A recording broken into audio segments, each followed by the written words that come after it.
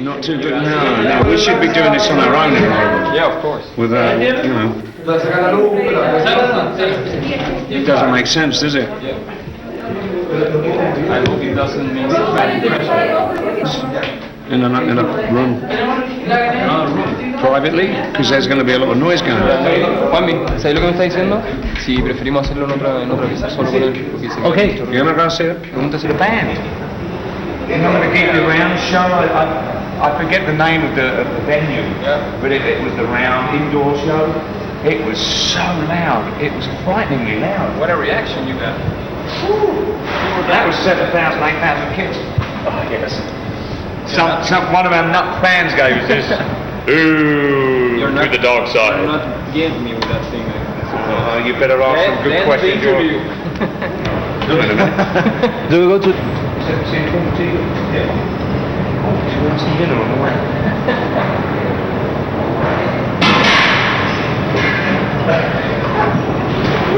Who would ever possess a dungeon to be beheaded? My wife was flying into Rio to meet me, but she's not coming now. So, but I'm still keeping my. Aren't you a little bit sad about that? I'm very sad. I'm very sad because. I mean, one of the supporters, I mean, of all time must be. Exactly. Oh, of course. Oh, without. Porque empieza a grabar de abajo. Ya. Grabando. Ya. Amigos de Día X, null. What's that? Did you hear that? Yeah, I heard. Beg your pardon, boys and girls. Somebody else You was making some rude noises. You're torturing someone maybe there. Ooh, yeah, I will if I get hold of them. I'll give them that. Hang on a minute, boys. Wait a minute. Wait a minute. Look at this. I'll give them some of that, all right? If like people come out and make rude noises outside our back door while we're doing some interviews, I'll give them a some. Not supposed to see that, boys and girls. Well, one of our fans gave us to us. Yeah, we were downstairs walking to an interview. And I won't ask dumb questions if you ask me. I don't want to get that into me. Yeah, you won't get that. You'll be all right. You stay cool. You're all right, you lot. Amigos de Día X, no lo van a creer. Estoy en el dormitorio del señor Nicko McBrain, leyenda de Iron Maiden. What a crazy afternoon for you guys. Absolutely nuts. Yeah. It started off last night actually. We had a. We arrived into Chile at around, I think, 3 in the afternoon, 2 or 3 o'clock. We came here to the hotel, went straight down to the pool bar, make a great pina colada here, they do. And then we had a dinner with our record company, EMI, last night, and that was fantastic fun. And then the night partied on. A few of the guys went to see Sting, and I'd had a little bit too much to drink prior to the departure to see Sting, so I didn't go. And I had a game of golf this morning. Yeah, I went out and played 18 holes of golf at this fantastic Val Escondido, boys and girls. This place right here. This golf club, anyway, is fantastic, phenomenal. 9 holes of golf, you play it twice. You play like Tiger Woods, maybe? Oh, I'm better than Tiger Woods. Yeah. They love me. I lose lots of balls. Do you get... So anyway, no. After that, we came back and we've been doing press and photographs and stuff, and we're getting very excited for the show. And there's this kind of electricity. There's a vibe about everything that's going on today. As you know, it got really hectic there about half an hour ago downstairs, and frenetic, crazy. So but it's such a pleasure to be here in Santiago. My first time here, 5 years ago. Was an absolute joy. And there goes my telephone. It's your wife? No, I don't think it's me wife. Well, it could be. Actually, give us. Do you mind, boys and girls? Let's take that phone call real quick. Could you pick that phone up for me? Say hello to whoever's on the end of it. This one? Yeah, press that talk. No, it's all right. I know you've turned it off now. La tecnología me vi. If it was my wife, you can explain, okay? Boys and girls, we're actually up in my room. We decided to take the interview from downstairs because it was absolute pandemonium, wasn't it? You have been very receptive, I might add. Oh, thank you, yeah. But no, going back to my personal thing, you know, coming to Santiago was really a highlight for me. I do like Mexico City very much, and Buenos Aires is phenomenal, as well as all the South American, Latin American countries. But there's just a vibe here that I've never experienced anywhere else in the world. Although the kids are very, very effervescent. They just want to get close to you and put their arm around you. And there's a Latino thing, a Latin American, which it is very passionate. Audiences and the fans and people, you're a passionate race of folks, and I think down in Chile and Chilean people just really adore to show affection, and it just gets a little bit crazy. Yeah. But you must at the same time you must love that kind of reaction. I mean, somewhere else maybe audiences or public are colder. Well, I think it may have something to do with the fact that, I mean, it is the southernmost tip of, we were pretty far down south. I think the Antarctica's the next stop, sort of vibe. So I mean, not a lot of I know you get great music come through Chile, but I don't think it's as often as somewhere like Mexico City, or then of course your North Americans and Americas, and then obviously European audiences.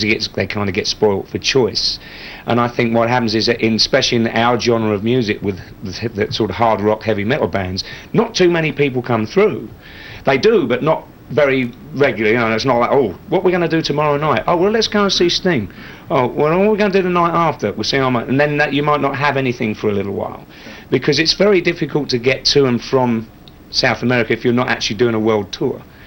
But perhaps that may have something to do with it. When they do have their favourite bands, your fans come down, have the favourite bands through.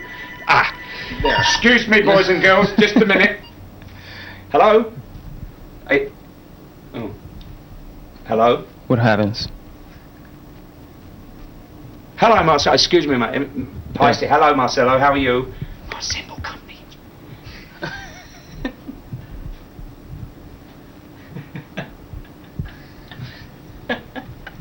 Yes, they mentioned it. Listen, my dear friend. I am in an interview for Via X. Via X, right? Via X TV. The best, all right. Can I speak to you? Could you call me back, say in 20 minutes? All right, Marcelo. All right, buddy. Don't forget that 16-inch you own me. All right. Sorry about that. It was my cymbal company, the bloke from Peisty. Yeah? Yeah. Got to meet a couple of people tonight, sign some autographs, take a picture or three, At the same time... Where were we? Yes, go ahead. You were infatuated, by our people. But at the same time, there's the dichotomy, the contrast, that our authorities, the church and at the same time you were retained. There was all of that problem, wasn't there? Years ago, I remember now. Yeah, well, 8 or 9 years ago or something like that. I know we were due to come here. And we had all the visas and the work permits all in all, because there was a different kind of junta in power or something, wasn't it? Was it Pinochet man or something? There was one of these repressed kind of political deals going on, if I'm not mistaken. Not mistaken. Right. Well, we were 2 weeks away for coming down here, and we got this message that we couldn't play here because the Catholic Church had said. Some guy in the Catholic, one of the bigwigs next to the governor, has probably gone, oi. I know how we put a spanner in the works for all those fans out there. We'll ban Iron Maiden. Well, what we felt was really strange about this is about 2 or 3 months prior to this coming over, we played in Rome. In Rome? Yeah. Now, isn't Rome the head of the Catholic Church?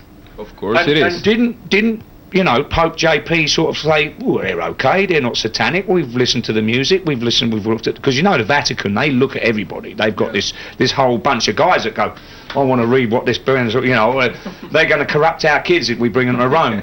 Well, anyway, it was a bit of very sad for us, and we had to laugh at that, but in the laughter, the tears it hurt us, because we thought, wow, there were so many fans. I think 10 or 12,000 kids had bought tickets 2 weeks prior to us coming down here.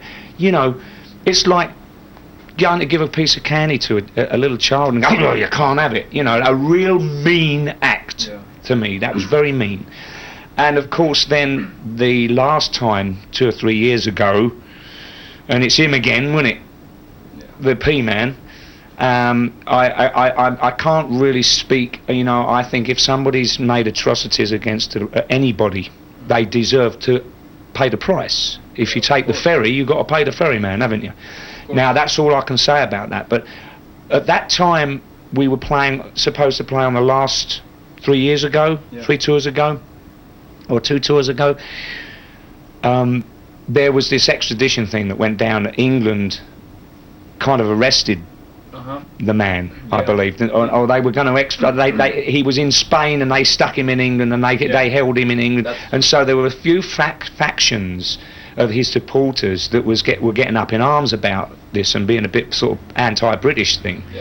And what basically was decided, in fact what had happened is our Foreign Office in England had phoned the Home Office had phoned whoever it is, the Foreign Office over here, and was speaking to the authorities here, and they said, well, to be honest with you, it's maybe not such a good idea to come over right now, because there are these little splinter factions of supporters of the chap that may find that they could make a statement by hurting some of the fans.